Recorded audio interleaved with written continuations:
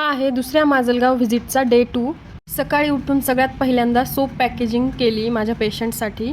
ही नीम soap आहे. तुम्ही हिला पिंपल्स ॲक्ने असल्यावर यूज करू शकता आणि रेग्युलर पण यूज करू शकता. त्यानंतर जेवण करून आम्ही निघालो क्लिनिकसाठी. डॉक्टर रेणुका ह्या वेळेस पण व्हिजिटसाठी आल्या होत्या, त्यांचा मौल्यवान वेळ काढून. क्लिनिकला पोहोचल्यानंतर हळूहळू पेशंट्स यायला सुरुवात झाली. हे आमचं माजलगाव, इथून नॅशनल हायवे गेलेला आहे. भरपूर लोकांना क्लिनिकचं लोकेशन समजत नाही, तर हा आहे जुनं bus stand, doctor Babasaheb Ambedkar चौक. इथे आपली क्लिनिक आहे. बऱ्याच वेळा पुरुषांमध्ये हेअरफॉलचं मुख्य कारण हे DHT असतं, म्हणजेच डायहायड्रॉक्सी टेस्टोस्टेरॉन.